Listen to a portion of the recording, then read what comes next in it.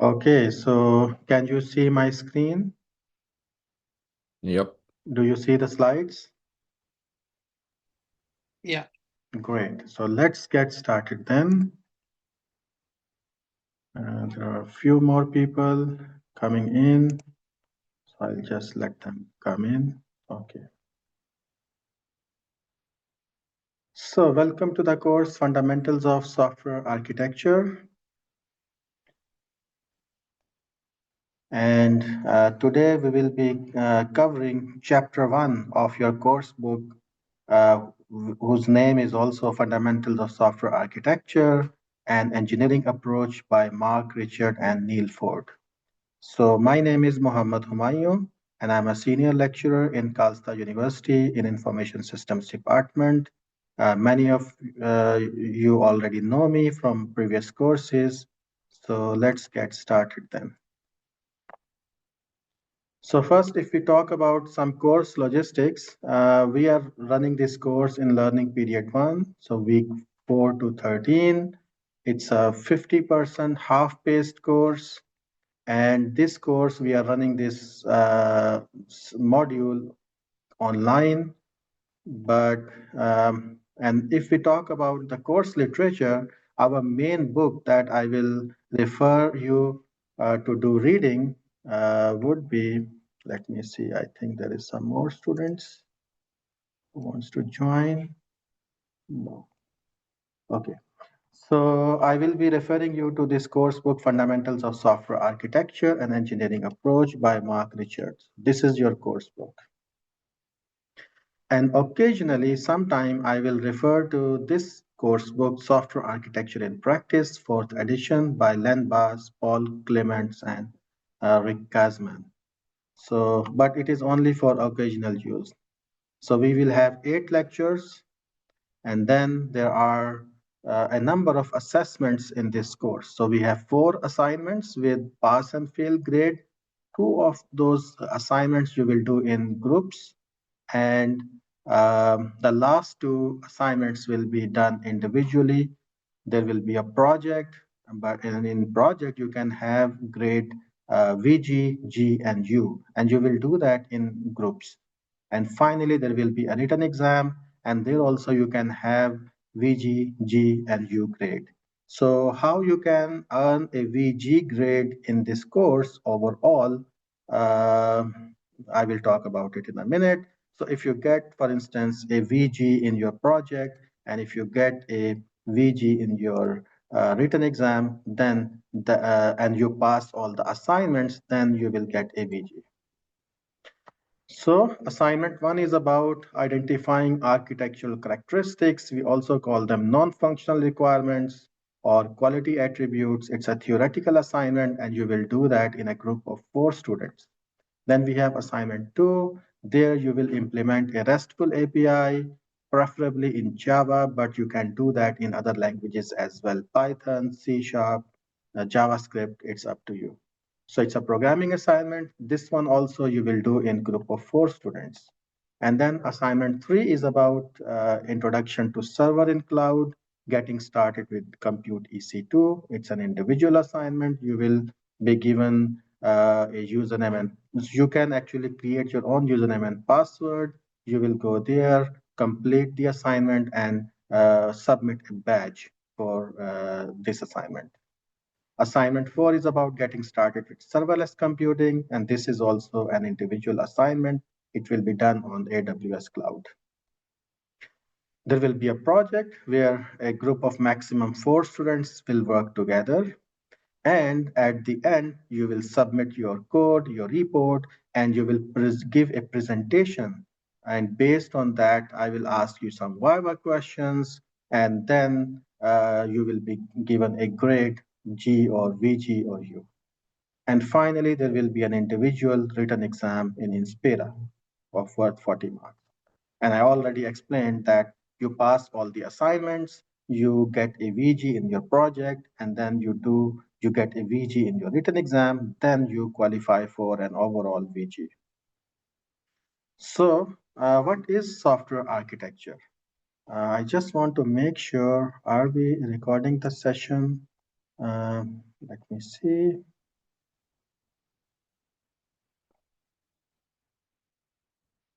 Yes, we are recording the session. Great. So, according to Len Bass, Paul Clements, and Rick Gazman, uh, in their book published in 2021, they define software architecture as they say that the software architecture of a system is the set of structures needed to reason about the system. These structures comprises software elements, like you can have software elements or components. Here is just one simple example. And then their relations between them, and also the properties of software elements and relations. So software elements, relations, and the properties of both.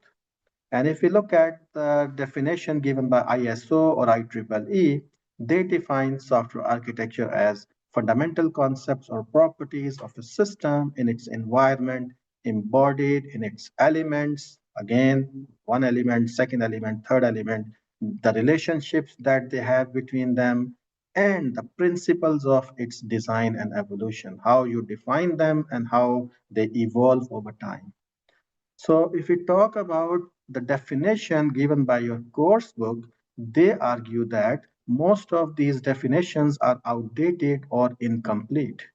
And the reason is that they say that software architecture lacks a stable definition due to the dynamic nature of software development ecosystem. Things are changing rapidly. Like just 5 years ago, the way we used to develop software, it has changed drastically from that time to now. And what will happen after maybe 10 years, 5 years, we don't know. So they argue that the software architecture's evolution is actually driven by new architectural styles. And we have now architectural styles that were unheard of before, something like microservices architecture. And what happens with that is that we are expanding beyond the pure technical aspects. Now we have to consider things like operational things like DevOps and other things when we have architectural styles like microservices. And because of that evolution, the existing definitions are not good enough anymore or incomplete. So Ralph Johnson, the author of Design Patterns book, very famous book, he says that architecture is about important stuff, whatever that is, because it's not really easy what architecture is. So let's discuss some context. So architecture is context dependent. From which point of view you are looking at your architecture is really important. So decisions are influenced by the environment and available resources. So what resources we have, what kind of environment we are working in, it will guide what kind of architecture you will end up with. So architectural decisions made in the past were for the realities of that time. We can't really apply them on today's time. So for instance, in 20th century, if we just talk about like 20 years ago, let me see, I think there is a student I need to bring in. Let me see, participants. Okay, everything good. So yeah. So I was saying, like, if we talk about like 20 years ago, we did not have a lot of compute power, and if we talk about the infrastructure was really expensive. There was a lot of licensing cost. Like for instance, if you are running a server, you need to pay for the license of your server. If you are running a database, you need to pay a license for database. It is also true even today, but now there are a lot of open source options available. Like for instance, if you look at any server, usually they are running on Linux-based operating systems, and Linux-based operating systems are usually free of cost. There are a lot of open source, very good databases also, and so the realities of today has changed. So imagine if we motivate that.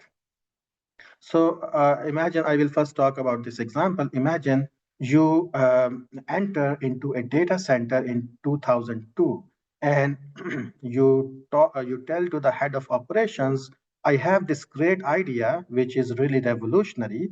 It's a new architectural style. What we will do is we will run the service on maybe 50 or 100 computers separately running. And for that, we would need dedicated databases, we would need operating systems, we would need like 50 or 100 licenses, and so on.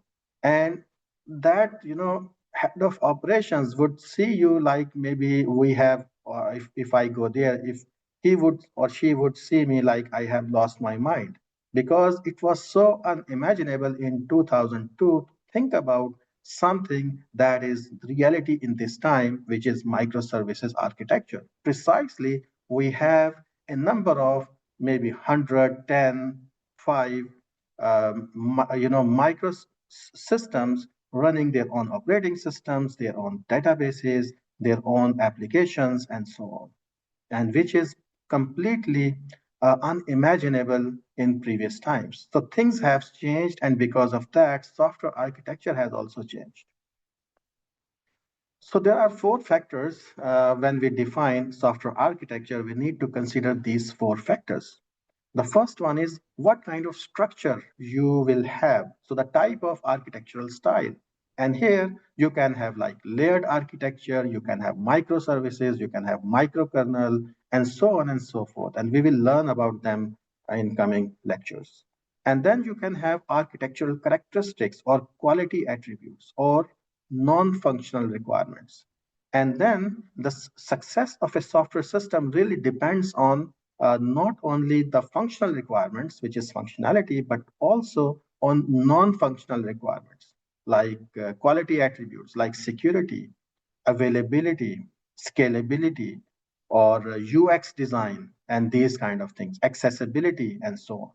So not only your system should function, but also your system should support these non-functional requirements. So that is the second pillar or second factor in defining software architecture.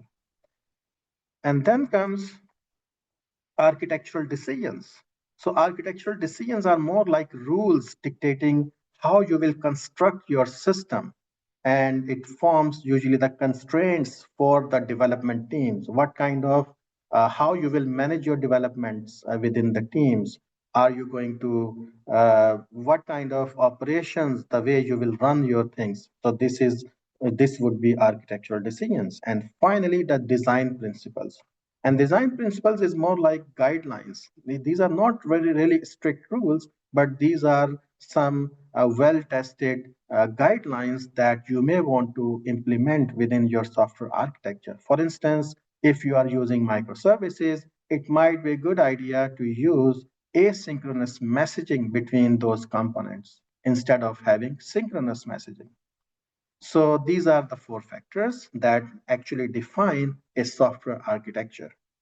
So we are actually just your course book gives these four diagrams. So I will just show you one by one. So as you can see that the definition of software architecture according to this diagram is based on four pillars or four factors. And the first one we discussed is structure. And structure is about architectural style. It could be layered, it could be microservices, it could be microkernel, and so on and so forth. Then you can have these quality attributes. We call them architectural characteristics like availability, reliability, testability. So these are usually referred as ilities, and this would be the second factor. And the third one is the architectural decisions. What kind of constraints your system should have. For instance, if you have some kind of layered architecture, which layer should communicate to which part? So that kind of information. For instance, here you have a presentation layer, and due to some reason, you may not want this layer to access your shared component here. So some layers can be open, some layers can be closed based on some constraints within your system that you want to have. And then finally, we have uh, design principles. So design principle is if you have microservices, like should you have asynchronous messaging or you should have synchronous messaging in order to increase performance. So these are the four things that you should define for your software architecture. So the definition of software architecture surrounds structure, four things: structure, characteristics, decisions, and design principles, providing a comprehensive understanding. If we talk about these four factors, then the definition of software architecture is kind of complete. So what is the difference between architecture versus design? But before we proceed, I want to ask if there is any question you have in your mind, anything you want to ask me for what we just discussed, please feel free to ask. Okay. Whenever you have any question, just feel free to ask me if you have any question. Okay. So let's go back. So what is architecture and what is design? Like for instance, so far you have talked a lot about design within different courses. So you started with, UML design, and then you progressed and you learned a lot about design. So what is the difference between architecture and design? Because sometimes we consider both things the same thing. So the distinction between architecture and design is not always clear cut. But architecture is more like a high level structure of your software system. It involves significant design decisions, and if you don't follow them, the result could cost you in many ways, like delays in your software construction, more expense, or maybe you end up with a software that is not fulfilling some of the non-functional requirements, like it is not scalable, maybe it is not secure enough, maybe it is not available enough, and things like that. So, as the co-founder of UML said, Grady Bush, he said that all architecture is design, but not all design is architecture. So, architecture covers design element also, but design is a part of architecture. And architecture has four factors we just discussed in previous slide. And one of them could be design, or few of them could be related to design of software architecture. So let's discuss the difference, similarities, and differences between other architectures we have in our real life versus software architecture. I am just using building architecture as an example, but it could be civil engineering, mechanical engineering, or aeronautics, anything like that. And the similarities is that between software architecture and other kind of architectures that we find in our real life, that both have complexity. So both are usually complex systems. So both are developed by teams made for people, and they employ some kind of architectural styles. They employ some kind of architectural patterns and tactics. And both are influenced by current trends. Like you can have, buildings, bridges, aeroplanes, according to what current trends we have in today's time. And you can follow the same line of argument for your software architecture. Your architecture needs to be modern. So you may find, a certain kind of UI design, color scheme, and things like that. Or even deciding are you going to run it on cloud, or are you going to have your own dedicated servers, all that influenced by current trends of the market. And if we talk about differences between architecture and software, building architecture and software architecture, so in building architecture, things operate on more stable environment, and it produces physical products like we have buildings, or services like we have like bridges that does some purpose. And the building architecture is usually constrained by physical limits, and it is hard for anyone to modify them later on. And there is a rich tradition and history of notable examples if we talk about building architecture or civil engineering or aeronautical engineering. Now, if we compare it with software architecture operates in a rapidly changing environment. Things are changing all the time. Like for instance, just in within last 3 months, this memory SSDs, random access memories, SSDs, they are started to get really expensive now because of the political scenarios and the taxes are imposed. So just something like memory, GPUs, which were really cheap, like maybe 6 months ago, now getting more and more expensive and imposing some kind of constraints on the architecture we will have in future. So software architecture operates in rapidly changing environment. You get new updates in operating system, you get new kind of database, you got new kind of hardware, and so on and so forth. And then we generate virtual products or services. These are not, these are kind of things like software. We can't really touch them. So these are virtual things. And there is a popular perception that usually in software architecture, we usually have no physical limits and it is easier to adapt and modify, though not correct, but this is what perception is. And if we look at software architecture, it is a relatively new discipline and it is constantly evolving. So these are some of the differences between traditional architectures and software architecture. And when we talk about architecture, we can also have like enterprise architecture, systems architecture, data architecture. But among all these kind of architectures, we have two common things.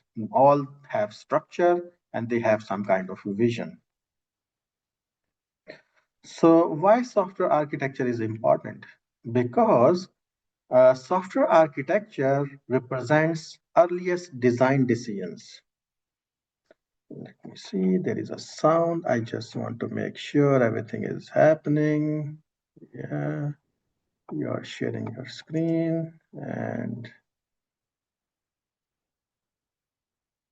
okay, everything is happening fine. Yeah.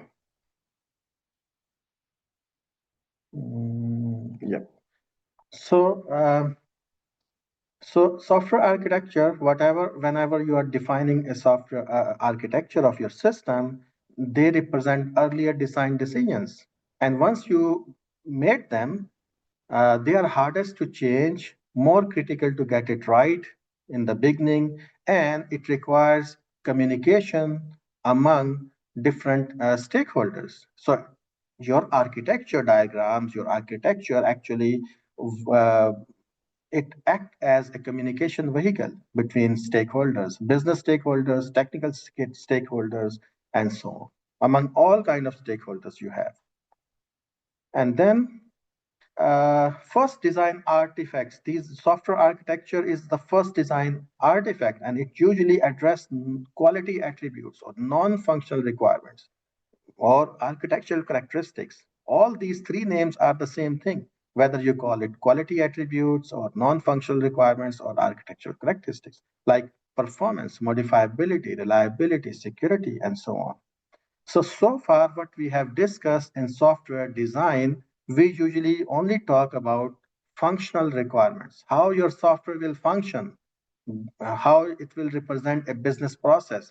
But these things like quality attributes or architectural characteristics are also really important. And this is something we discuss in software architectures.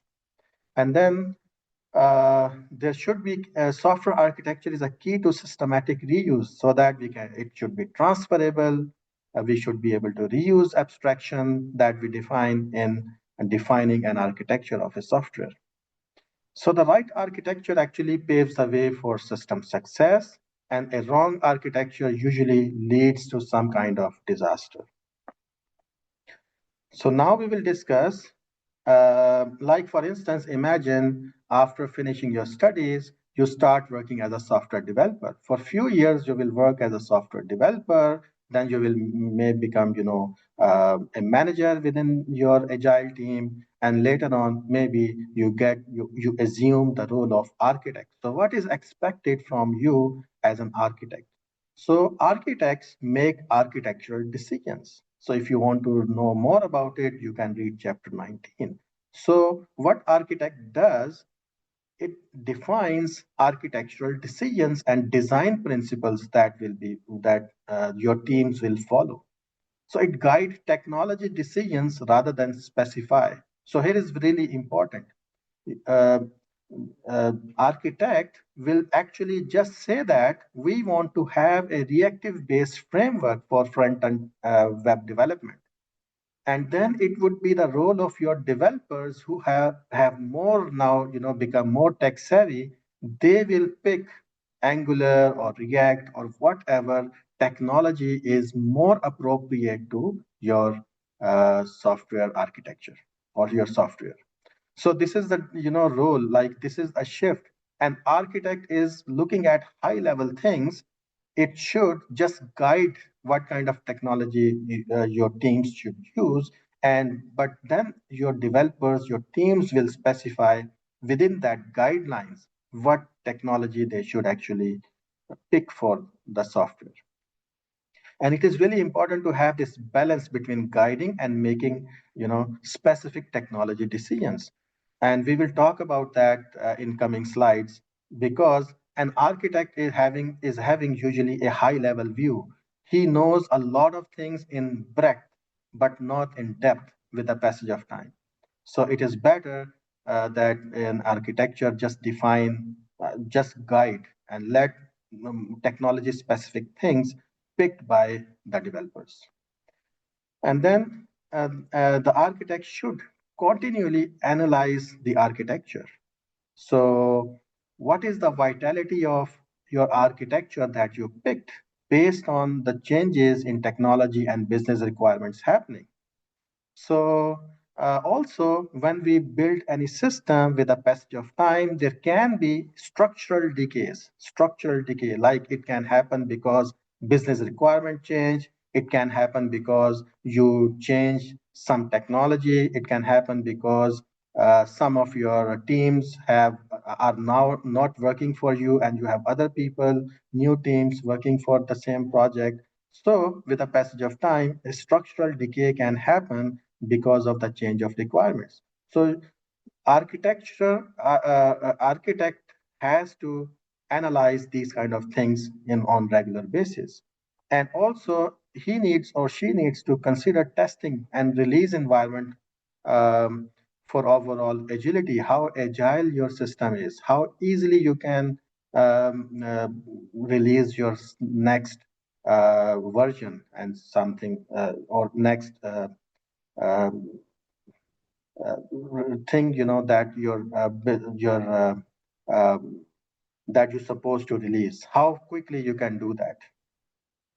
And then keep yourself current with trends, technology trends, that more in chapter 24. And then ensure compliance with decisions. It is really, really important, because architect is like governing the architecture.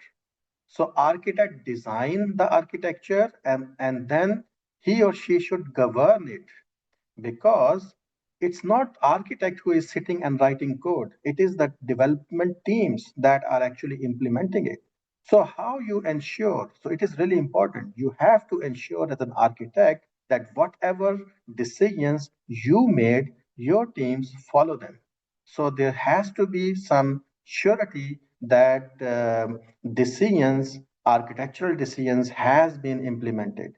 So you have to verify the adherence to architectural decisions and design principles we agreed upon. And it is best if you can measure compliance with some kind of fitness functions and tools automatically. Of course, you can do it manually, you can do it automatically. We'll see some of the methods in coming lectures, but it is best that you can automate that whatever architectural decisions you made, your teams are following them, and you should have some way or mechanism to check that. So that would be the measuring compliance automatically through fitness functions. And then an architect should have some diverse exposure and experience. So they must gain some exposure with current technologies, frameworks, platforms, environments.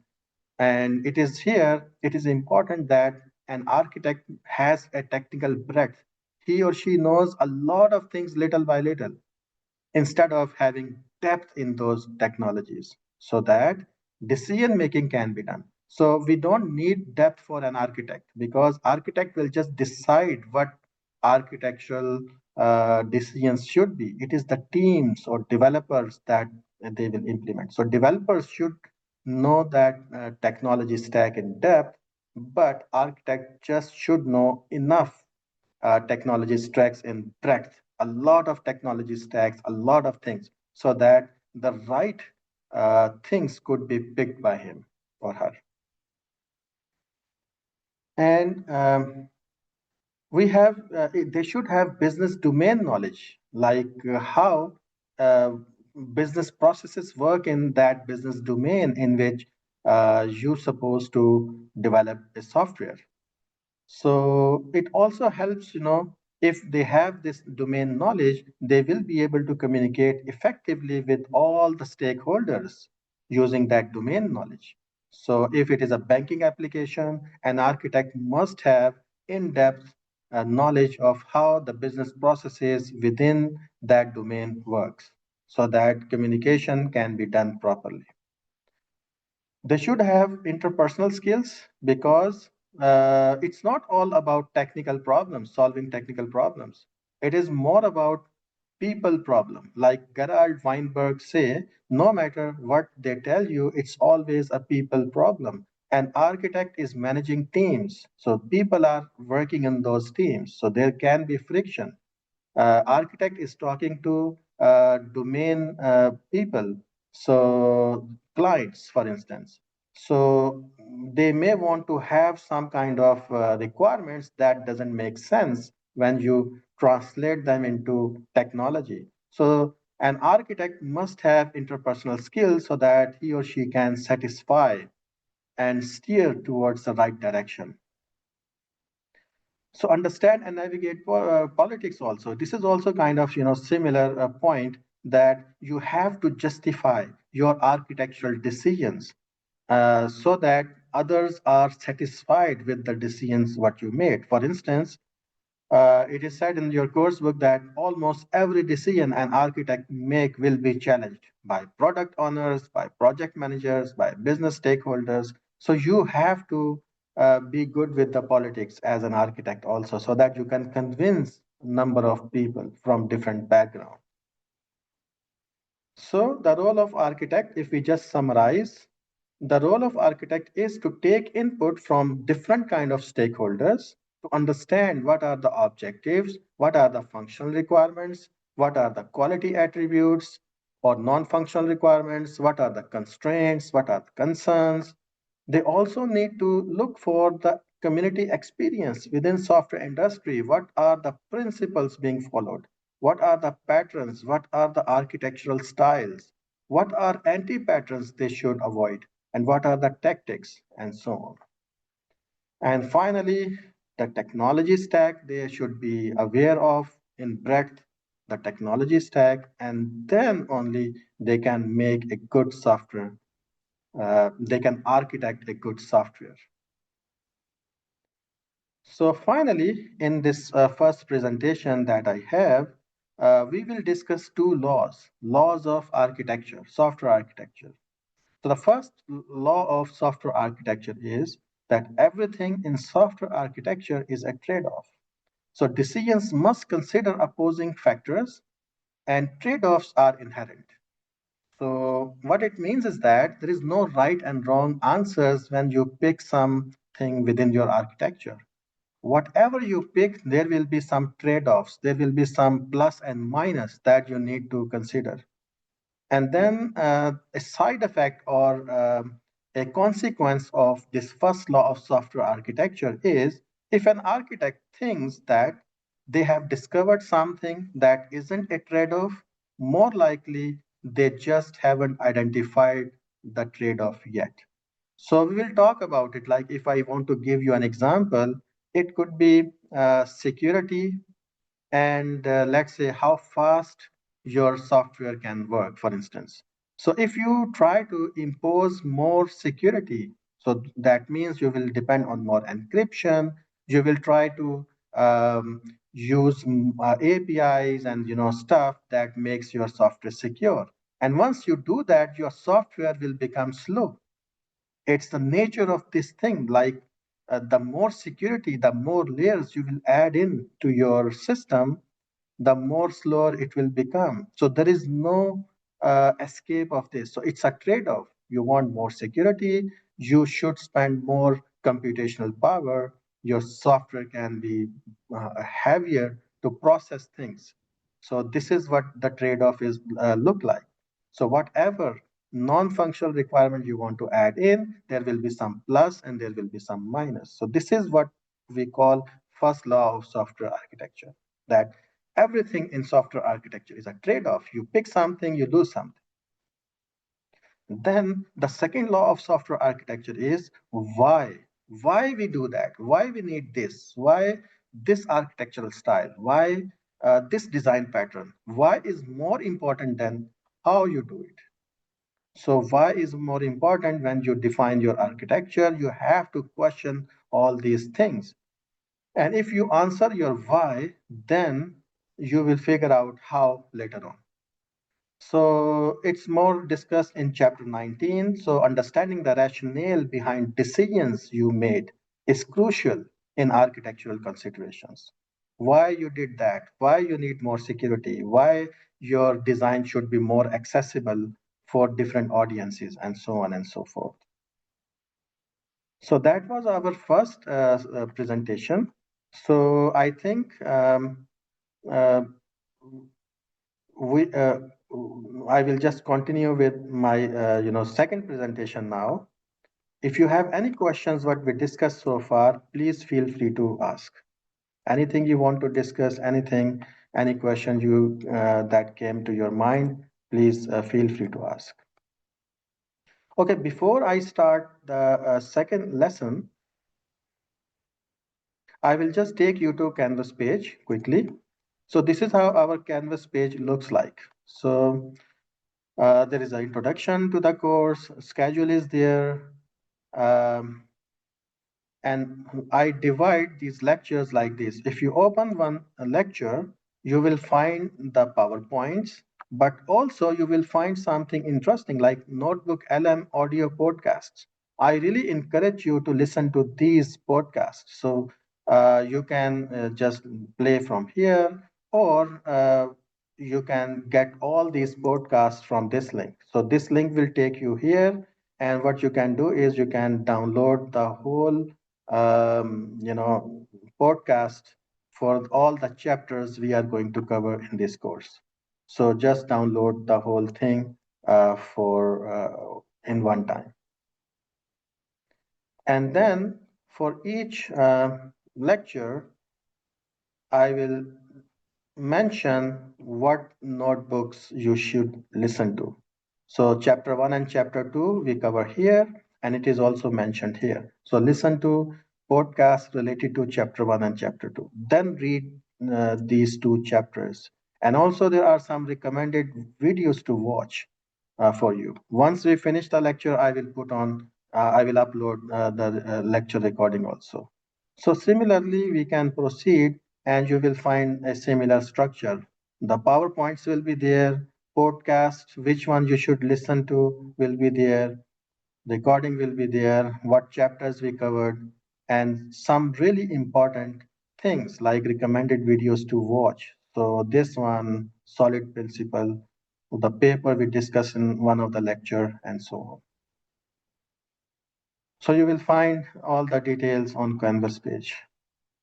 So with that, let's start chapter 2 of our coursework, architectural thinking. So what is architectural thinking?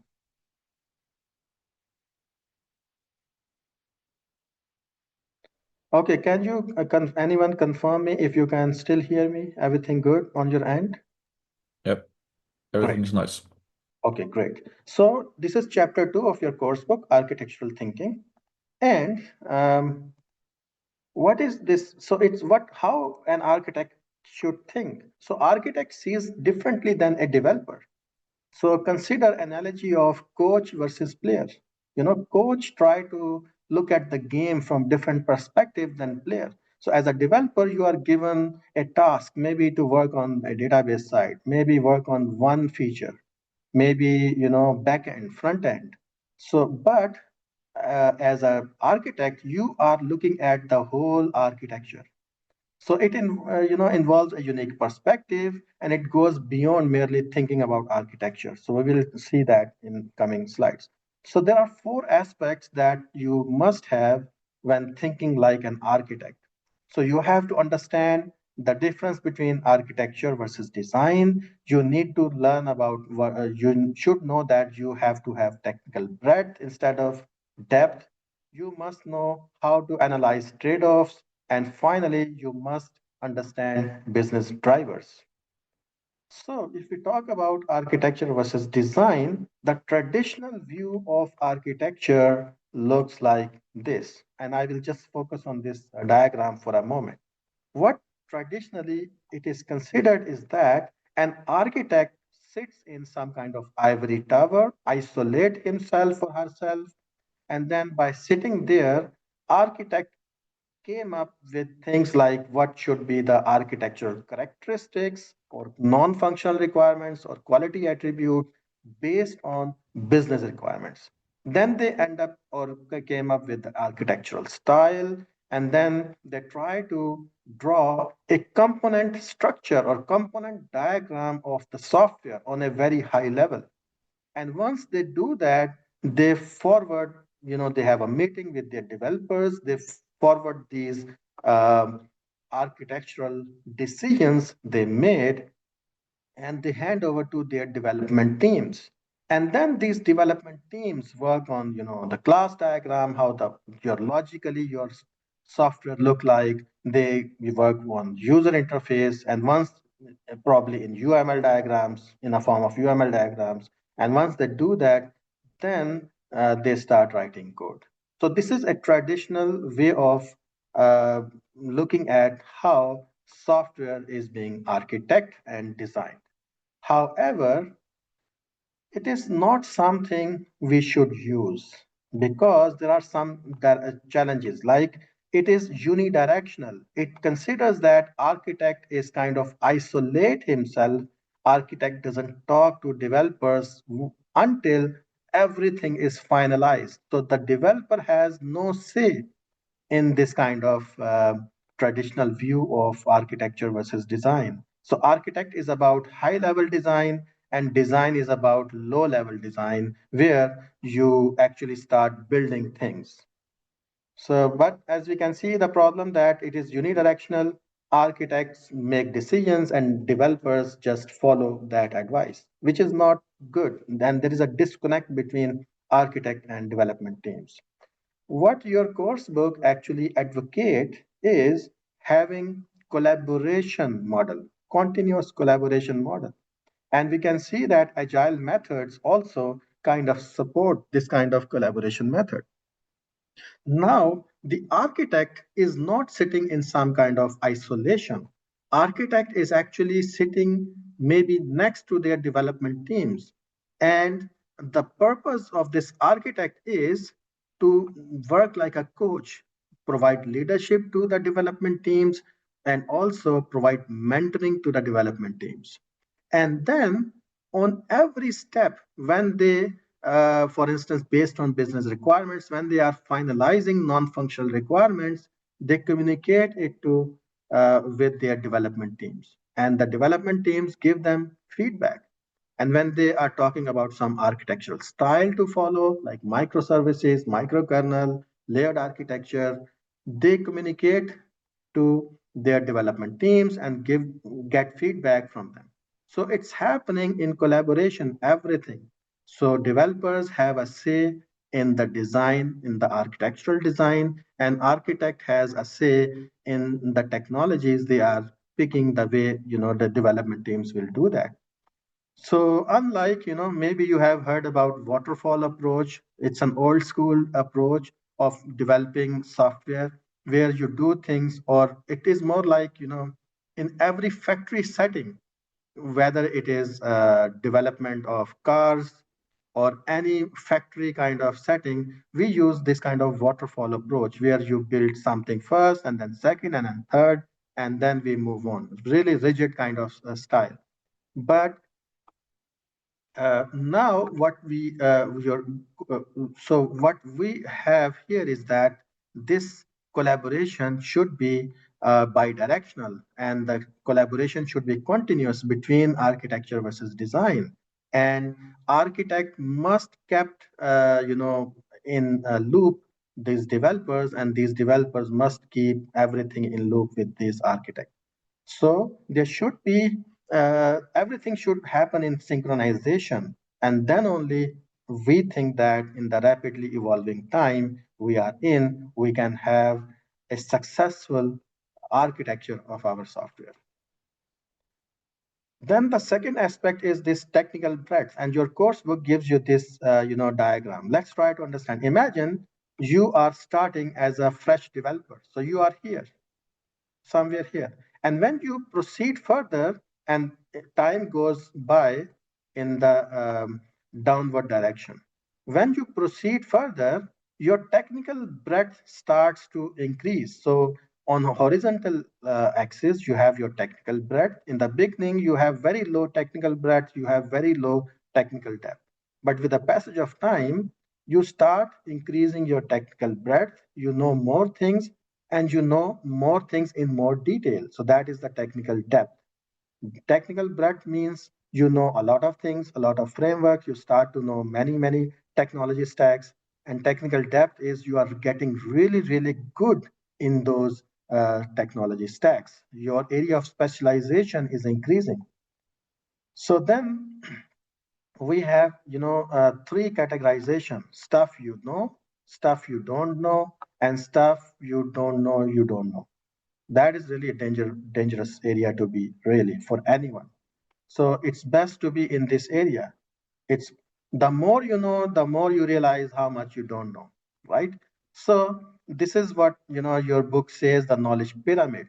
So there are three levels of knowledge. You start from here, and with the passage of time, uh, your technical breadth and depth keep increasing. Your technical breadth is a bit low, but your depth is pretty high as a developer, because maybe you are just working on backend on from last 5 years. You know a lot more about technology stack for the backend development as compared to maybe UI design or maybe how other kind of things work. So what this technical breadth knowledge pyramid says is that with a passage of time as an architect, it is okay to just not focus on your technical depth, but utilize that time to increase your depth. Because an architect, you have to make architectural decisions. You need to think about what kind of technology stacks which should be adopted for your software. So technical breadth is more important now as opposed to technical depth, because it is your developers who will implement that. So you really don't need to know how those things will be implemented. All you need to know is what kind of technology stacks are there, what are their plus, what are their minus, how they solve the problem, and so on. So I just explained what is written here, that it is important that as an architect, he or she should balance depth and breadth. And there is a time when you are developer, you had a lot of depth in some areas. Now it is time you have increased your breadth instead of depth, so that you know a lot of more things.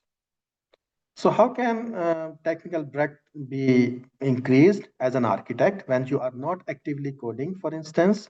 Well, you can develop some proof of concepts often. You can get involved with development of some features with your development teams. You can do some bug fixes. You can develop some automation and analyzing tools so that you can govern your architecture. And also you can do some code reviews for your teams. So this is how you can increase your technical breadth. And then the third point is you should be able to analyze trade-offs.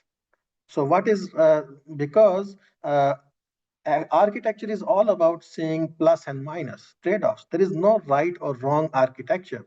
It all depends on your context.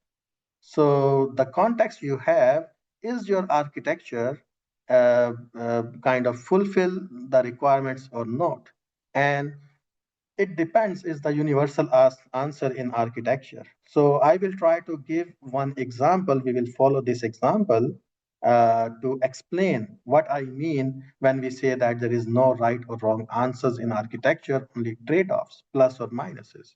So for that, let's follow this item auction system. So imagine that, and we are developing an item option system. And then in that system, we have some components like bid producer, we have bid capture, we have a component bid tracking, we have a component like bid analytics. So a, a customer comes and he or she bids on an item, like let's say there is a bicycle and a person wants to buy it for maybe 1500 kronos. So bids are like that. So what happens when you place a bid, bid producer produces a bid. So a bid item is now here and it has to communicate it with bid capture, bid tracking, and bid analytics components. So how we should implement it? So there could be, two possibilities that we are going to discuss. So we can implement communication between this component bid producer and these components through point-to-point messaging fashion. So we can use queues, messaging queues. Or there could be another possibility where what we do is we use topics in publish and subscribe messaging fashion. So I will just give you this one, like this one. So here, what you do is a bid producer works like a channel, and in that channel, all the bid items appear. And these services have subscribed to those channel, and whatever is put in that topic channel, it is kind of sent to all these, and it is received subscribed by the so these companies have subscribed this topic channel, and they get it when there is something new in that channel, just like when we subscribe to a channel on YouTube. What happens when a new video is produced? All the subscribers receive that. So we have these two possibilities. We can use queues. A queue is like, you place an item bid here. So you will have 3 queues here, one for each component. So this item bid goes into this queue, and this queue, same bid item. And then a bid capture process that, bid tracking process it, and bid analytics process it. Another is publish and subscribe. All these services or components, they have subscribed to bid producer's channel or topics, and whenever bid producer publishes a new item bid, all these subscribers receive that. Which one is good and which one is bad? Well, it depends. According to what we learned here, it depends. There is no right and wrong architecture. It's all about trade-offs. So let's see, for instance. So the trade-offs of implementing publish and subscribe or topics is that it gives you, the pluses are this architecture is extensible.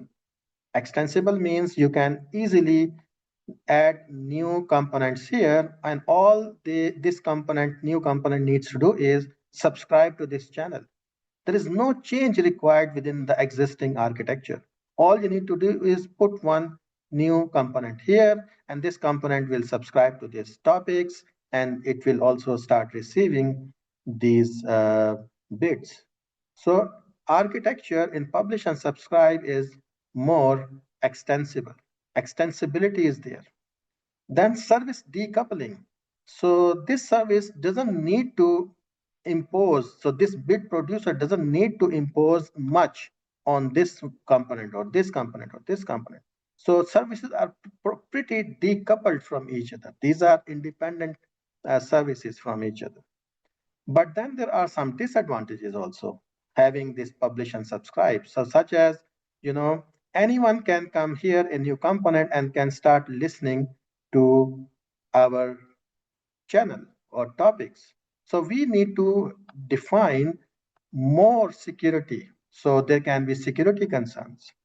And there are no heterogeneous contracts. So all they follow the same contract with this bit producer. So some kind of setting or some kind of how this channel will work, it is already defined. So if a new component needs to be added here, it will follow the same structure.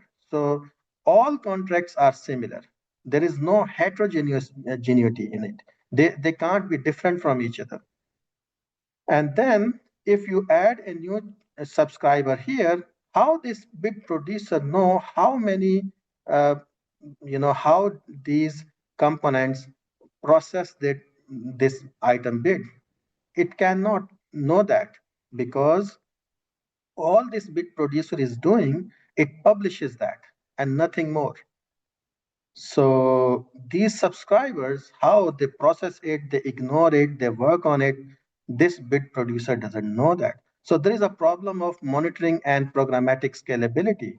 So we don't know if our channel is strong enough for all these, traffic for these components. So these are some plus and minuses. So we will discuss more in more details what we talked about it now with respect to publish and subscribe and queues in the coming slide. So let's get started. So the first one, we talked about architectural extensibility. Here, the problem, if we look at the topic or the publish and subscribe, as I said, it is pretty much extensible. A new component can be added easily. All it needs to do is subscribe to this channel by following the same contract based on it receives this item bid, and it will start receiving. So no change required here, no change required in your publish subscribe, only some implementation needs to be done here. And this one is pretty straightforward.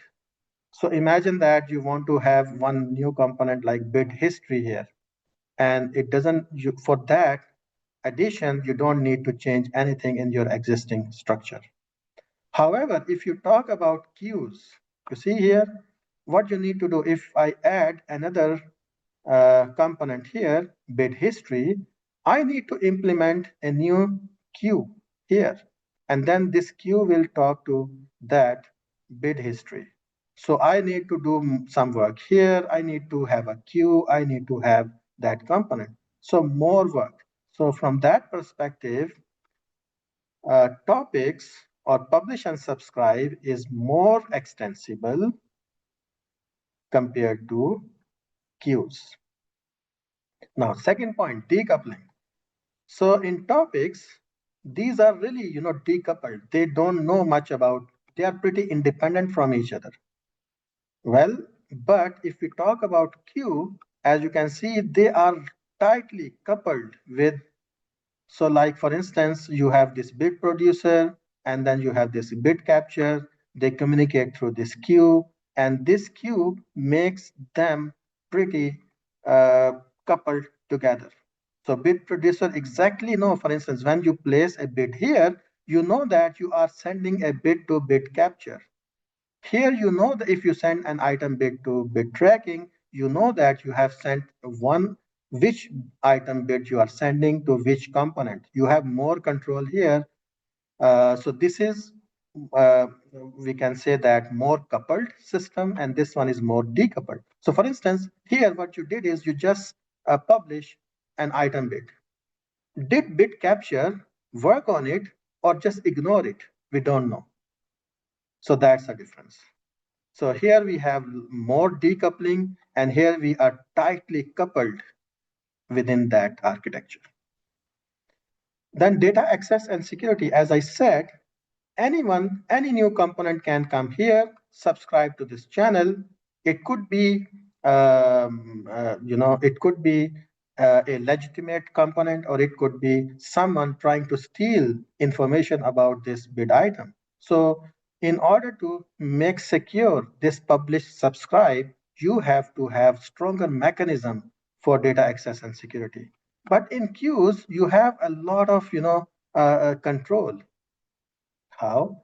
Because when you send some item bid, uh, you have sent this an item bid to bid capture. And if bid capture later on says, I did not receive item bid, then bid producer knows that something bad happened and this bid item kind of lost in between. So why it get lost? So then you can, spend time and you can analyze what happened to this bid item. Was someone listening to it?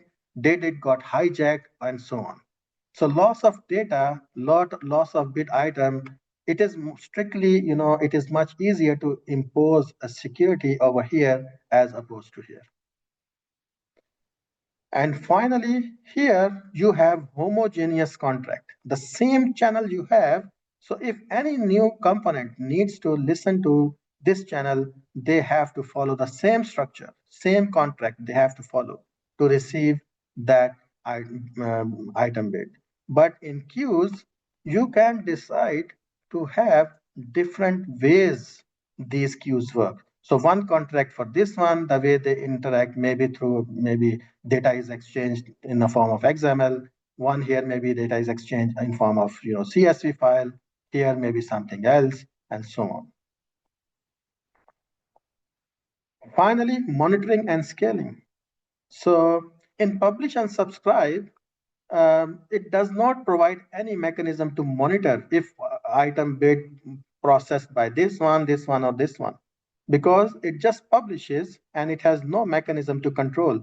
So when there are a lot of traffic in our system, is our system kind of managed to cope up with that traffic? Is it scalable or not? We really cannot know. However, in this one, we have more control, because if our queues are increasing and it's not reaching on time into these components, we can do something about it. So we can maybe programmatically increase CPU, we can add some more compute power, and so on. So as you can see that there is no right and wrong in the discussion we just did. It is all about trade-offs. What are the trade-offs you are comfortable with? And then you pick one that makes sense for us. Finally, understanding business drivers. So unlike business requirements to architecture, understanding business driver is one of the architectural responsibility. So a business, a stakeholder tells that, well, I need security, but they also need extensibility. So which one you will pick? So it's really important as as an architect to decide what your business stakeholders are demanding from you, but what makes more sense to your architecture. So that would be understanding business drivers. They may ask you something to implement, but if you have the knowledge of your business domain, you will know like which is more important. For a banking system, security is really important. But let's say for a pizza delivery, or let's say for a Pizza Hut application, maybe extensibility is more important. So we have to decide which one is more important based on the needs of our business. And of course, you need to collaborate with all stakeholders so that you learn business domain knowledge from them. So that was our second chapter of this course book. So what we will do now is let's take a break of 10 minutes, and then we shall start again at 15 minutes past 11.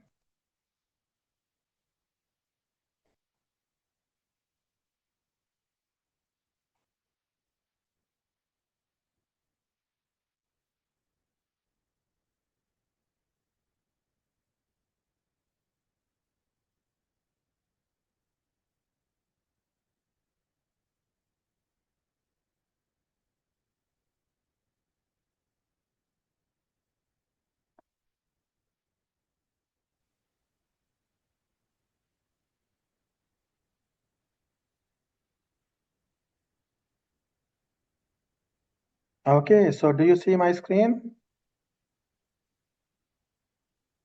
Yeah. Great.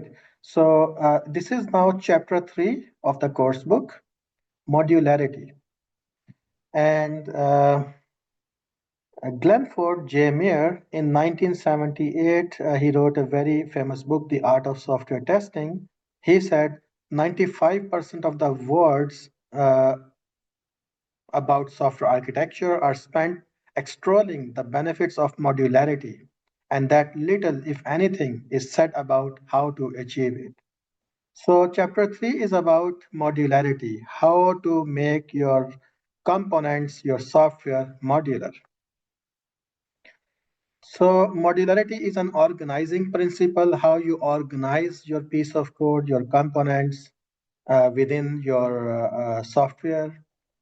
And it is about understanding, understanding modularity and its main, in many variants in the development platform is crucial for architect.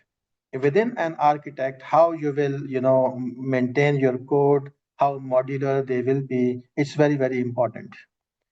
And we have some, tools that we can rely on when we talk about modularity concepts. We have some metrics, we have some fitness functions, we have visualizations, and we will look at some of those in today's lecture. And if you neglect modularity, what will happen? Your system will have disorder, and disorder usually leads to difficulties. Usually, we use a term called code smell. Maybe you have heard about it. I will just try to write it down here. It is called code smell. So code smell is a kind of term we used when your code starts to get unmanageable. So we say that the code is kind of smelling now. So it happens because of a lack of modularity within your code. And by the way, it is the modularity is about, it refers to one quality attribute implicitly, and which is sustainable. So sustainability. So sustainable code bases demand order and consistency. And the concept is similar to what we have in our physics. So in physics, we have a concept of entropy.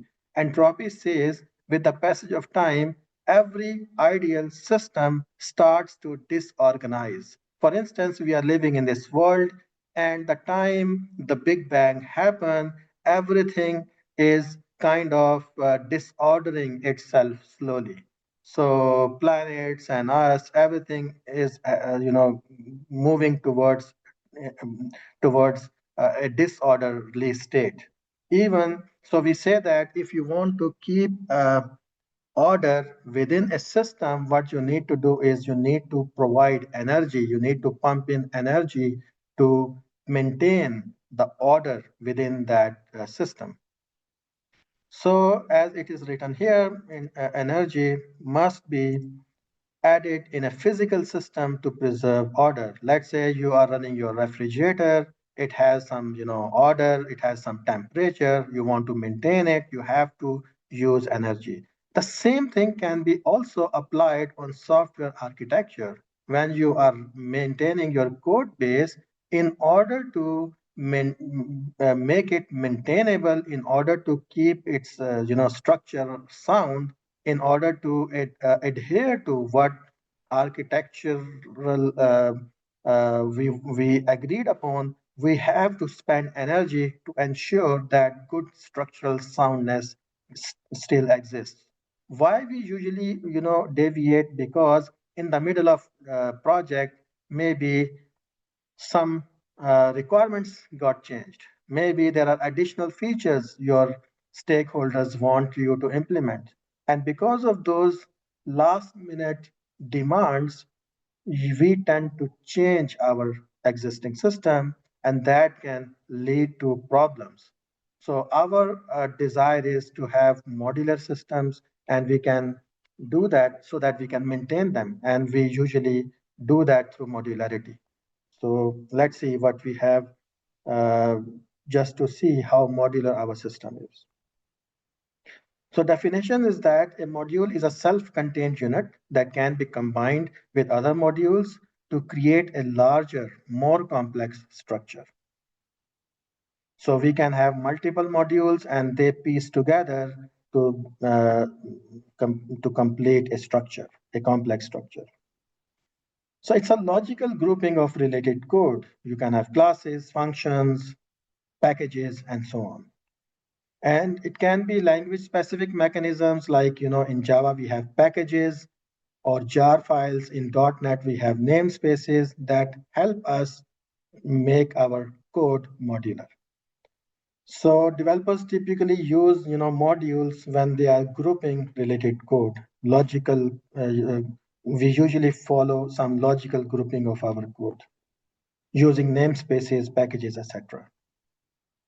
Like if you have, a customer package related to all the things for your customer, you probably want to package is something like com.mycompany.customer. Anything here and then .customer. And you try to put all the code related to customers within that package. But language diversity complicates the choices. So architects, our awareness is really important that we should know what modularity is and how we can measure it. So architect needs to pay attention to how their developers are packaging their source code because it can affect systems architecture later on.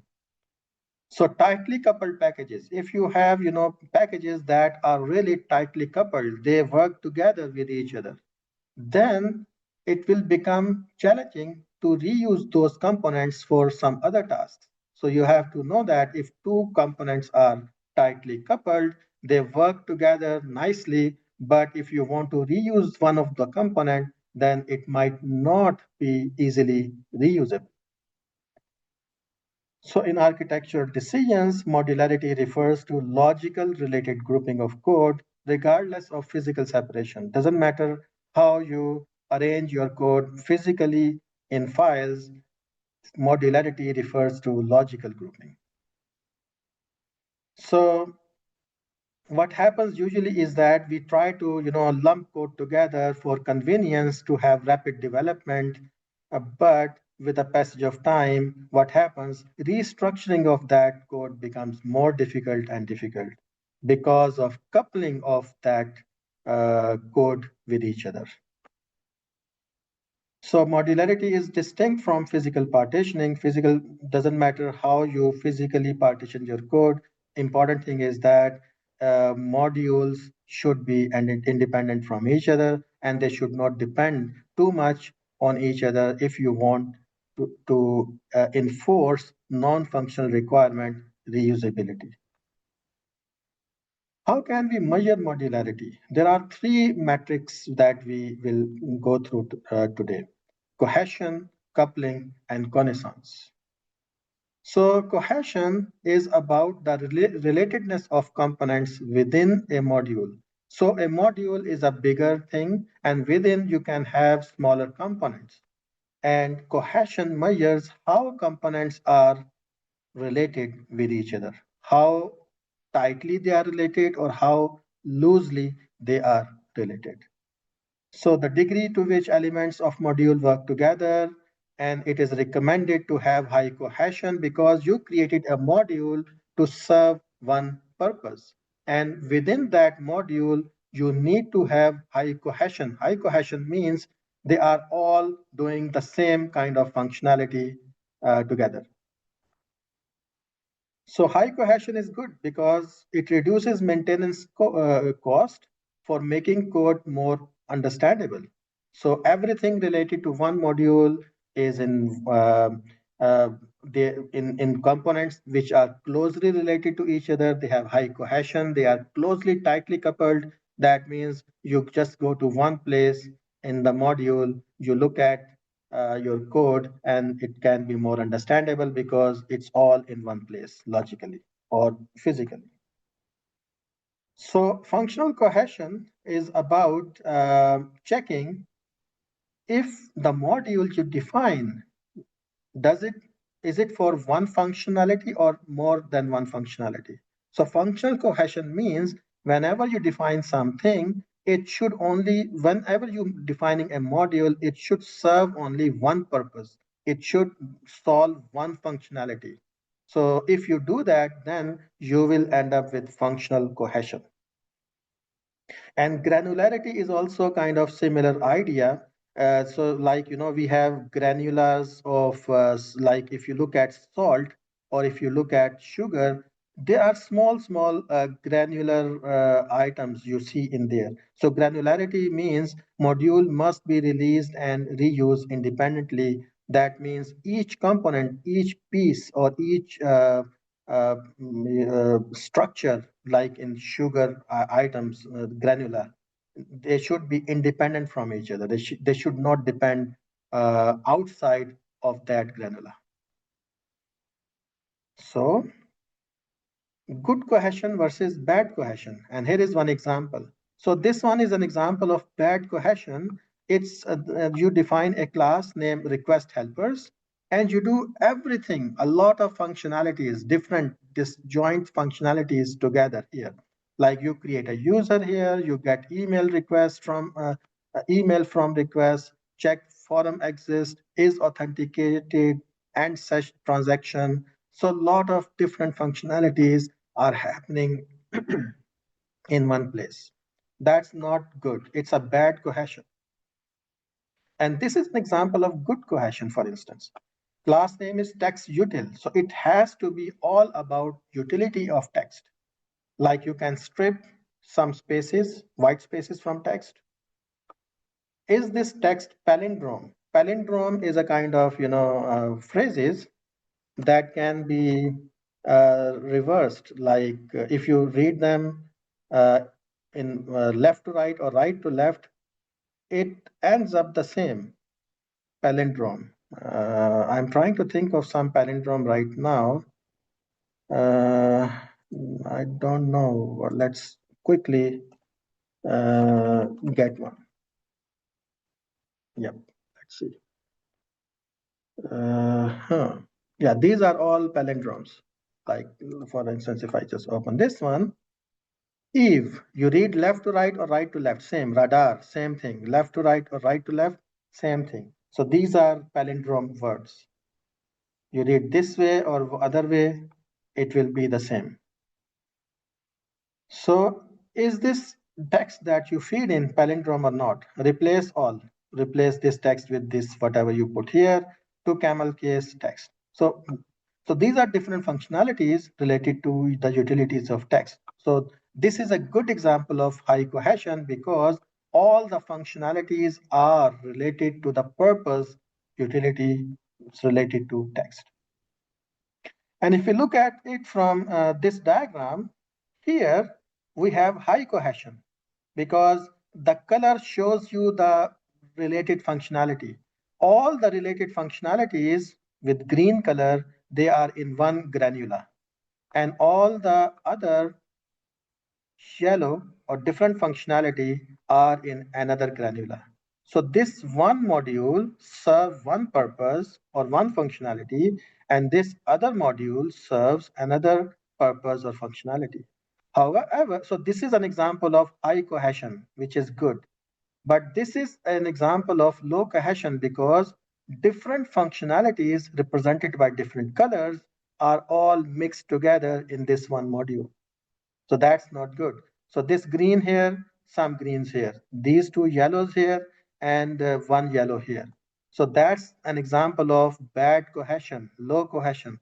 And this is an example of high cohesion.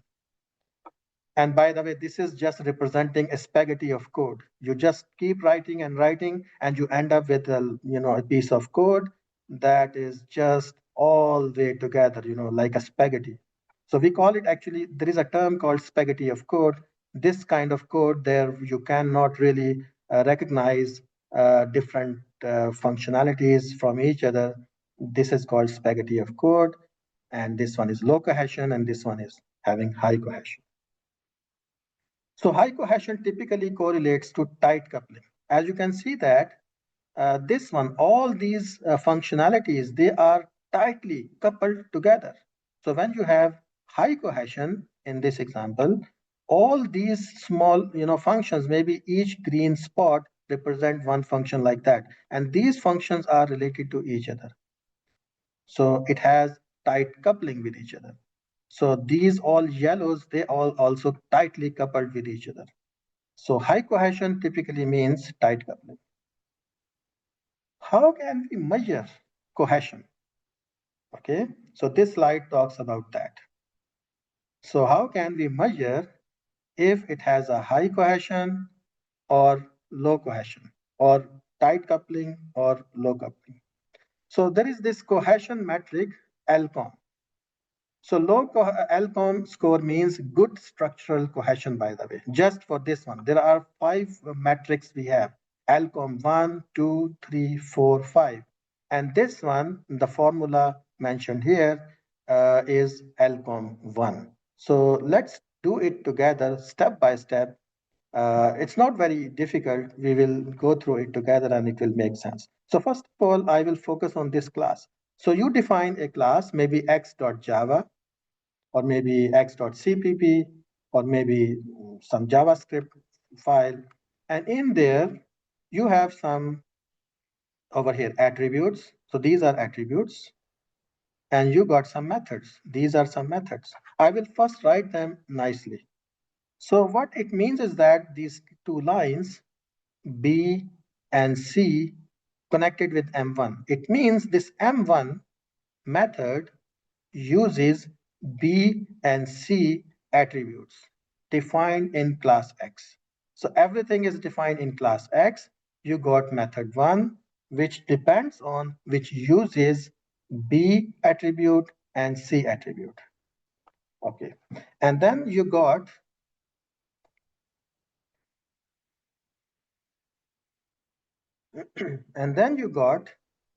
M2. M2 depends on A and B, as you can see. So I can mention it like that. So it's a method using A and B. And then M3 has only one line to B. That means M3 uses attribute B. So what we need to do here is we need to compute P and Q. So what is P? Count of the intersections whose result is the null set.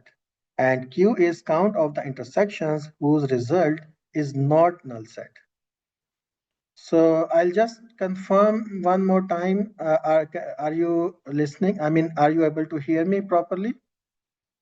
Yeah. Great. So what we will do, first of all, just compute intersection between all these. So what is common between M1 and M2? That would be M1 intersection M2. Well, M1 and M2 both uses B, as you can see. So you put it in this set. So you got a set having B. So what it means is that M1 and M2 has a common set where we have this B attribute that it uses. I forgot this one. Yeah, I think, yeah. So then we have this M1 intersection M3.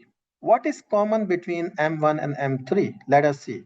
So M1 uses BC and M3 using B. So you see B is common between them. So M1 intersection B M3 is this set containing B. So what is common between M2 and M3? Well, M2 has AB and M3 has B. So again, a set containing B. So now, how we compute P? P is counting the intersections, counting these whose result is null set, whose result is empty set. There is no empty set here, as you can see. Every set has some actually B in it. So P is equal to 0 because there is no empty set here. And what is Q? Count of intersections whose result is not null. How many not null sets you end up with? 1, 2, 3. You end up with 3. Now you feed this P and Q values in this formula. So if P is greater than Q, which it is not, as you can see, P is 0. So P is not greater than Q. So we end up here. Otherwise, 0. So LCOM score for this class is 0. So low score means what? Good structural cohesion. So there is a good structural cohesion within this class. What it means is that these methods are tightly coupled because they depend on these attributes. So low cohesion means good structural low LCOM score means good structural cohesion. So this class has good structural cohesion. Now let's do the same example for class Y. As you can see, M1 uses A, M2 uses only B, M3 method 3 only uses C. So we end up, I just translate this diagram into these 3 lines. M1 is using A, method 2 is using B, method 3 is using C. So let's compute the intersections of M1, M2, M1, M3, M2, M3. So M1, intersection M2, there is nothing common between them, as you can see. So empty set. M1, M3, there is nothing common between them. Empty set. M2, M3, there is nothing common between them. Empty set. So count of null sets or empty sets, these are 3. So P equal to 3 now. And count of not null sets, you got no such set. All are null. So 0. Q is equal to 0. Now you come here. If P is greater than Q, we are here. What you need to do is subtract P from Q. So 3 minus 0 is equal to 3. So as you can see, high LCOM score means this does not have good structural cohesion. Okay, as you can see, so they are not connected. I mean, these 3 methods, you put them together, but they are not related to each other in any way because they don't depend on the same attributes. So here, the structural cohesion is low or bad, and here it is high. Let's do the third example. So what it means is that M1 uses AB, so M1 is using A, B, 2 attributes. Then M2 is using A and M3 using none. As you can see, there is no line. So I just translate this diagram into this. Now, let's see. M1 intersection M2. What is common between them? A. So set A. Set containing A. What is common between M1, M3? Nothing. Empty set. What is common between M2, M3? Nothing. Empty set. So you got 2 empty sets, null sets, and you got 1 not null set. So empty sets or null sets is P. So 2, P equal to 2, and not null set is Q. So Q equal to 1. So now since P is greater than Q, you end up here. So here 2 minus 1. 1. So LCOM is 1. So the LCOM score here is 1, lack of cohesion in methods. So what it suggests is that looking at this diagram, if I have to restructure, I would not put this method in this class. Why? Because this method and this attribute is not related to the other methods of this class. So what I need to do, I need to restructure this class Z into two classes. So the first class will have these methods which are related to each other, and the second class will have this attribute or method which are kind of separate or dissimilar to these methods or these methods and attributes. So Alcom score can help you like that.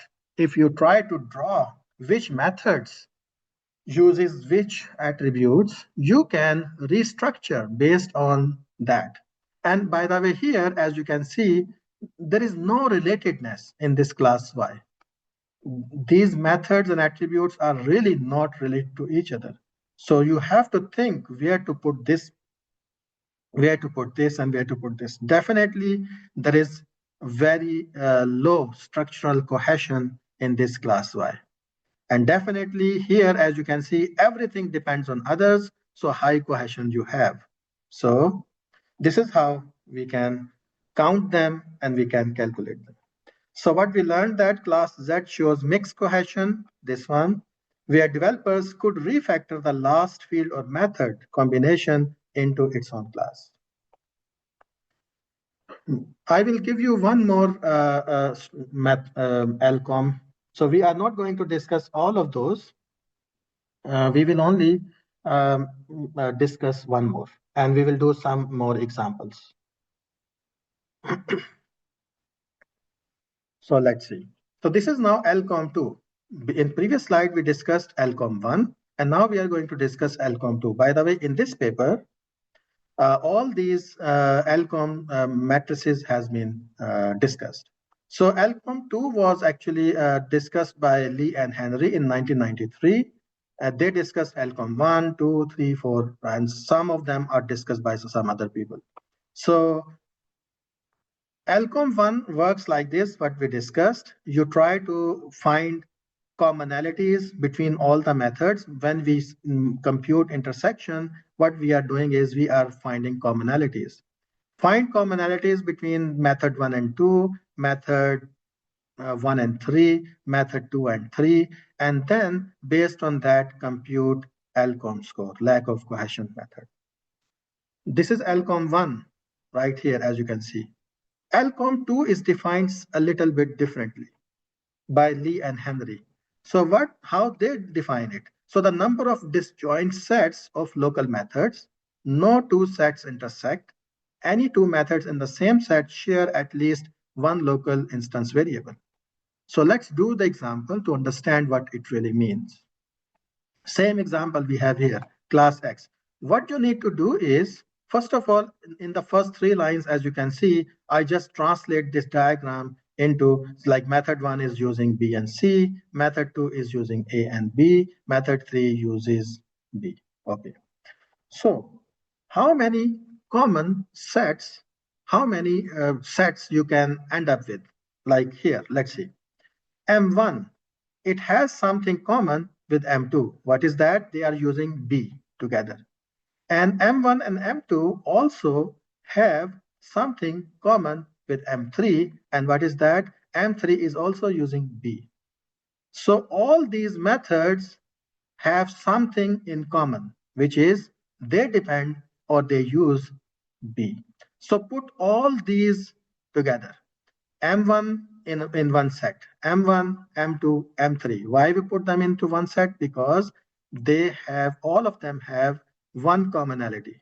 They depend on B. They use attribute B. Okay. So how many sets we end up with like that? It is only one set containing 3 members. Just one set. And that is the score of your Alcom 2. 1. You see?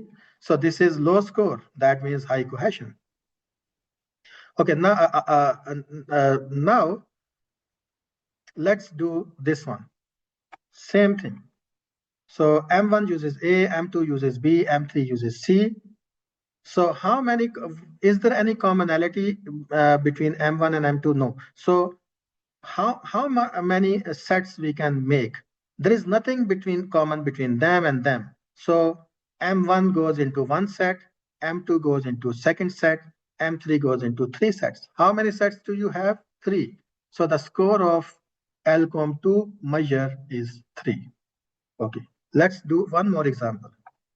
Here, M1 depends on AB with this line, M2 depends on A, and M3 depends on none. So how many sets you end up with? Well, A is common between M1 and M2, so you make one set. It has M1 and M2 in it. And then you got another set, it has M3 in it, because there is nothing common between M3 and others. So you end up with 2 sets now. One set contains these 2 members, and another set contains this member. So 1 and 2, 2 sets. So LCOM2 score here is 2. So this is how we compute LCOM2.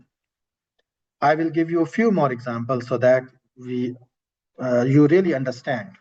Okay, so member variables are I, J, K, L, or you call them attributes or variables, and then member methods or functions are A, B, C, D.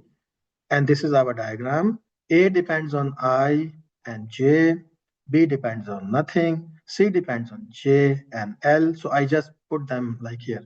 A depends on I and L, B depends on nothing, C uses or depends on J and L, D depends on K. Okay. So first let's compute LCOM1.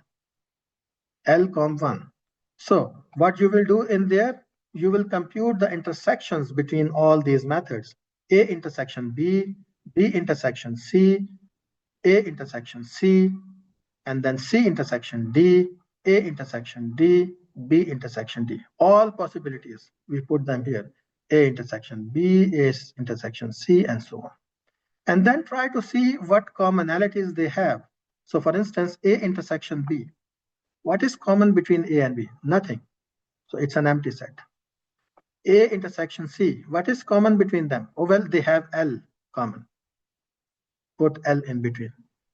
What is common between A and D? D uses K, A uses I and L. Nothing. So it's empty. What is common between B and C? Nothing. What is common between B and D? Nothing. What is common between C and D? Nothing. So all these are empty. Now, P is equal to number of empty sets. 1, 2, 3, 4, 5. So 5 is P. P value is 5. And Q is number of non-empty sets, 1. So, and this is a formula. Since P is greater than Q, what we will do, we will subtract them. P minus Q, 5 minus 1, 4. So the score here is pretty high, 4. So there is room to refactor this class. As you can see, B shouldn't be here. As you can see easily, B shouldn't be here in this class. Now let's compute LCOM2 on the same example. How we compute LCOM2? You try to look for number of disjoint sets like I, L, J, L. So in the first set, L is common. In A and C, what is common? L. So put A and C in one set. Then you got B because there is no further connection with anyone. So it goes into its own set. And then you put D in. So you will put one set for each. So this one and this one, they had L common. So they go into one set. B goes separately into another set. D goes into another set. You can't put C because C is already here. So you end up with 3 sets based on the commonalities. And that is the score. LCOM3 score is 3 here. And LCOM1 score is 4 here. So the numbers are a little different, but what matters is that low or high value. One more example. So here, I just changed this example a little bit like this. So now A depends on I, B depends on I, C depends on I, and D depends on all other methods, I, J, K, L.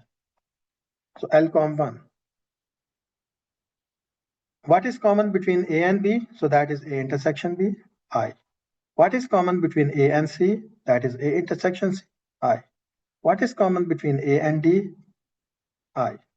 What is common between B and C? B intersection C, I. What is common between B and D? B intersection D, I. What is common between C and D? I. So what is the score for P? 0. What is the score for Q? 6. So if P is less than Q, you remember there was this formula. It says if P is less, so if P is greater than Q, then do that, subtract P from Q. Otherwise, just put 0. So we are in otherwise condition now. So we just put 0 here. So L,1 is 0. That means it is pretty, no need of refactoring this. Now let's compute L,2 on this. All these go to one set because there is something common between all of them. I, and I here. So all these go to one set. So L,2 score is 1. So this is how we compute L,1 and L,2. Okay, so far so good. Everything good so far?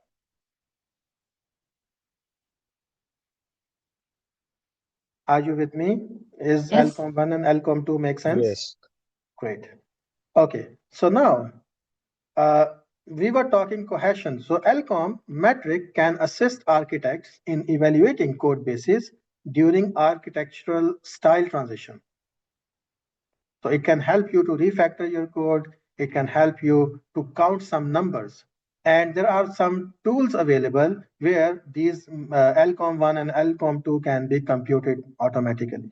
So you just run the tool and it will tell you how much cohesion your code has. So shared utility classes usually often pose challenges due to during the architectural change. Let's say you have a layered architecture and you want to move it to maybe domain-driven design. You may want to move it into maybe microservices architecture. Then you have to restructure your code. And usually shared utilities makes most of the problems because shared utility classes are used by all other components. And there, if you make a change in one place, that has to be reflected in all the dependent components. So LCOM can aid architects in identifying classes with inappropriate coupling. Then they can refactor their code properly. But the limitations, of course, there are some limitations. So the metric lacks the ability to logically determine conceptual cohesion. It just works on source code and methods, which method uses what attributes. So there is no logical determination of the structure. So cohesion is less precise metric than coupling. So cohesion is not very precise. We are going to discuss coupling also, and coupling is much more precise, a bit more precise than cohesion. And this reflects back to our second law of software architecture, prefer why over how. It is good to run cohesion scores, but once you are down doing refactoring, ask yourself why I am refactoring that. Why it is important that this method should go into another class. So you reason about it. You just don't follow cohesion scores and just try to refactor everything. Ask on each refactor or each point why I should do that, what benefits I will get when doing this refactoring. Then we have coupling.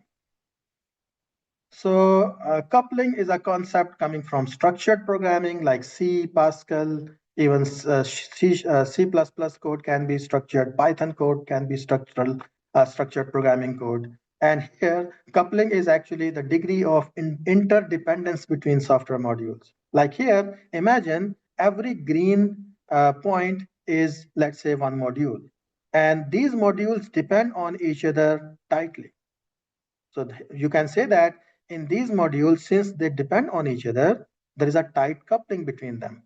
So if I change something in one module here, then I have to reflect that change in all the other modules, because maybe they were using some of the methods from the module that I just changed. So there will be a rippling effect I need to tackle.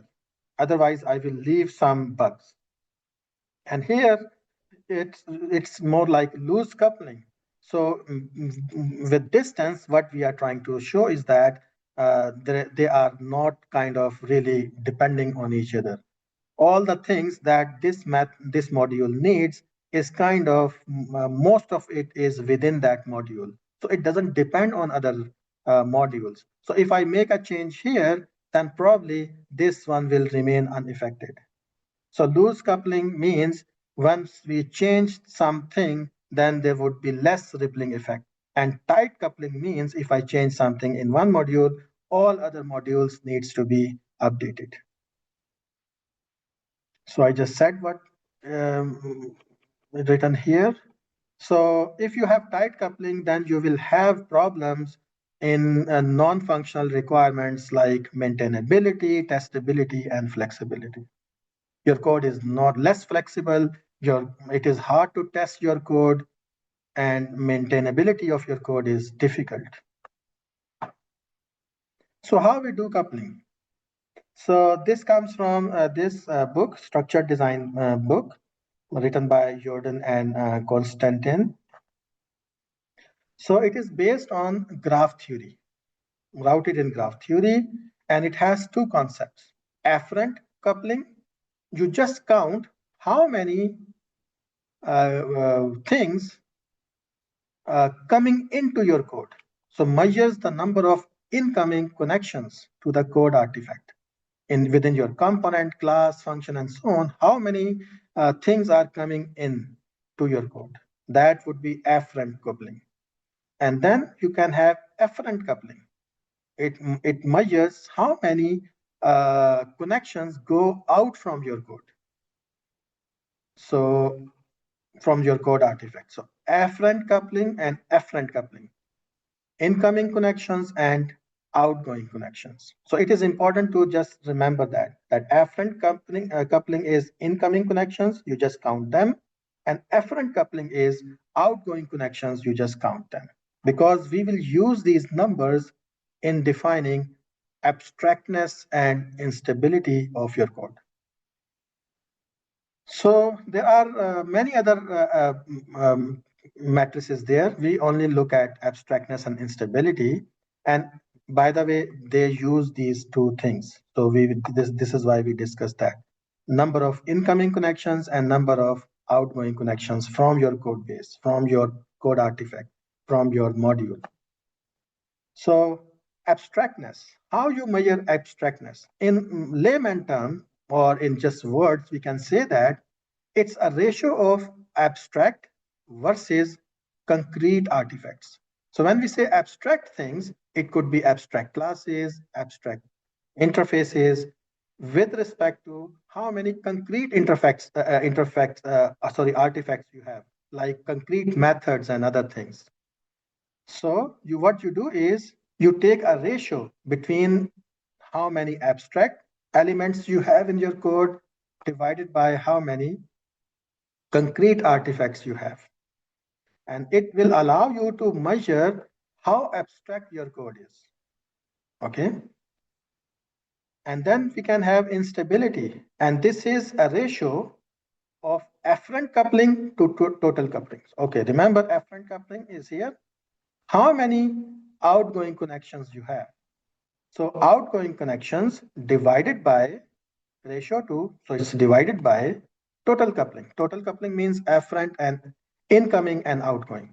All, you add them together. And this gives you how unstable your code is, how stable or unstable your code is. So high instability means your code is volatile. It can, you just change one variable name here, and there is such a big ripple effect that it breaks your code, and you have to, spend hours to fix those updates.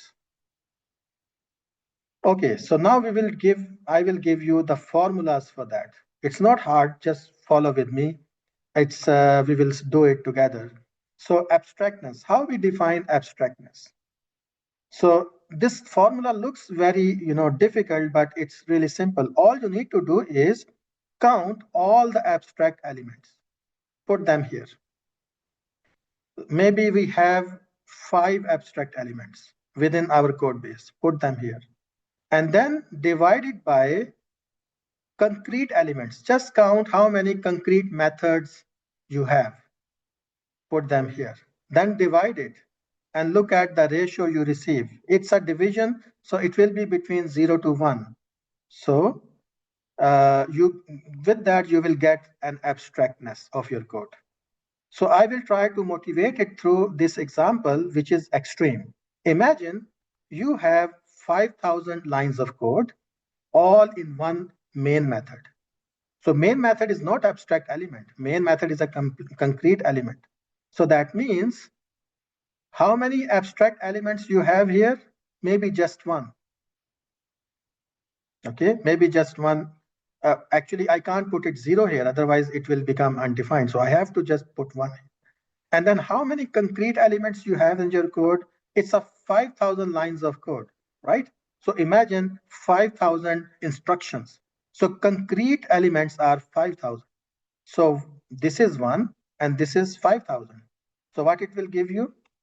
If I just use calculator, 1 divided by 5,000.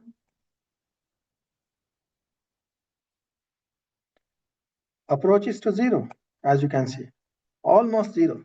So if your abstractness is just 1 and concrete element is maybe 5,000 lines of code, because you got 5,000 lines of code, your abstractness is almost 0, as you can see in the calculator.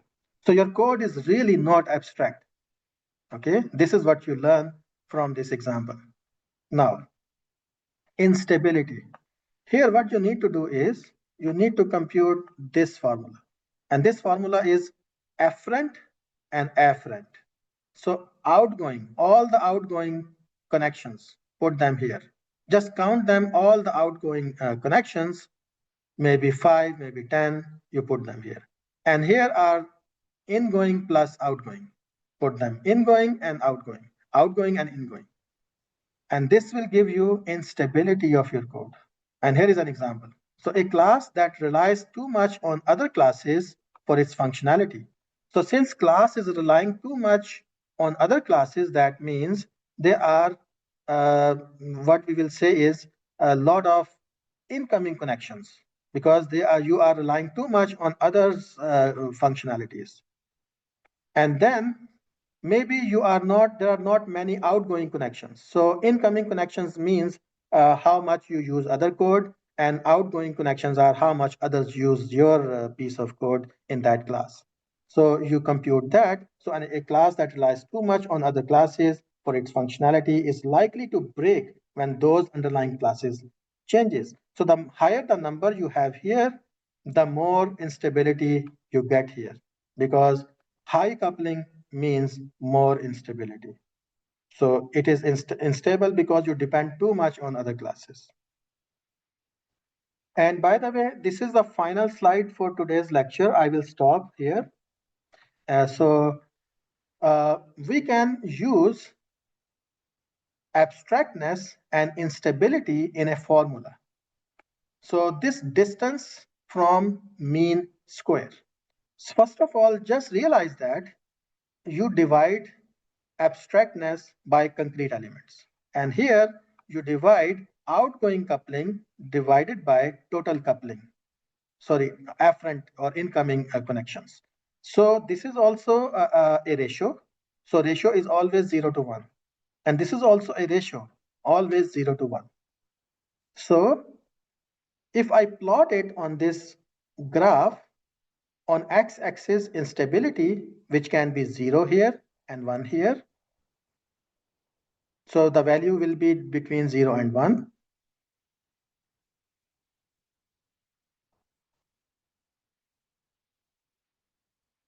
So 0 here and 1 here. So instability, you can have any point somewhere for your code base.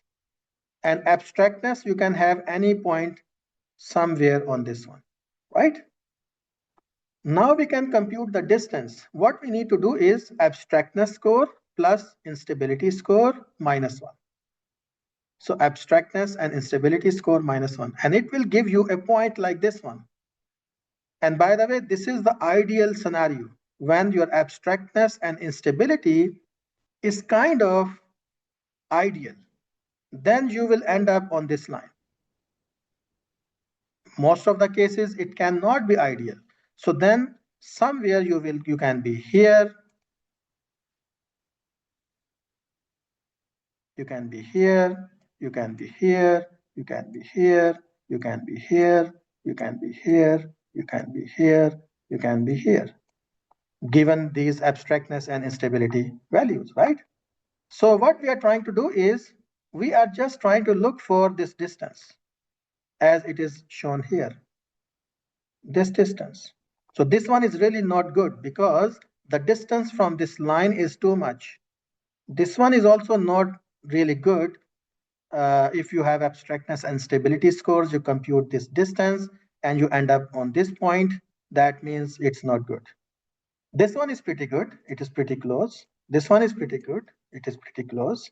More towards abstractness, a little away from instability. But I mean, on instability, it is pretty good.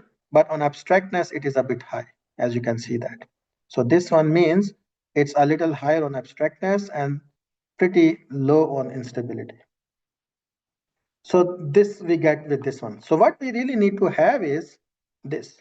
So you can have, these points anywhere, but if you go within this green area, then your code is really good, modular. But if you are in this zone of uselessness, that means your code is too abstract. And it becomes difficult to use because there are a lot of interfaces, a lot of abstract classes that you are not using. And if you end up with in this zone, then this is a zone of pain because there is too much implementation in your code, not enough abstraction. That means it could be like, like code for DB schema. That means if you have to change something, you will really feel the pain. You will spend hours and hours in so that the change that you made is kind of reflected in all the areas, all the modules that use that code. Okay, so with that, I will just stop for today. And I know it's a lot we covered today, and we try to cover a bit more in first lesson so that in the next lessons we will have some more time for discussions and for pondering on things. So that was our first lesson. Read these chapters. So what we covered, we covered chapter 1, chapter 2, and some portions of modularity, which is covered in chapter number 3. So read these chapters, listen to the podcasts. It's really important. Our objective is in the first 3 lectures, we should cover so much that you can do your assignment number 1. So assignment 1 is already there. You can go and read it, and you can form your groups also. I will just quickly see how many groups, how many people actually enrolled themselves. Nice. You guys are almost there. Not this one, sorry. It should be this one, I think. Yeah. Let's, because you can make a group of 4 people. Yeah. So if I quickly go here, yes. Yeah. So you have already made groups. Nice. So with that, I finish for today. If you have any questions, feel free to ask. Even within lecture, please interrupt me if you have any questions. I got a question about the book. Yeah. I found a second edition of this book. Yeah. Should I use that, or should I just use the first edition since? I mean, I assume second edition would be better. I haven't read that. I will strictly follow version 1. But if you use second version, the only problem I see is that maybe some page references which I mentioned, you have to maybe look up that material in your book. Otherwise, I see no problem. Okay. I'll just use both then. Yes, that would be great. And also, I have provided you one model exam also happened in previous year. So have a look at that. And at the end of your course book, you will see chapter-wise questions. Try to learn those questions, how to answer those, because those questions will be kind of questions you can have in your final written exam. So with that, I wish you all good luck. See you tomorrow then. Take care and bye-bye.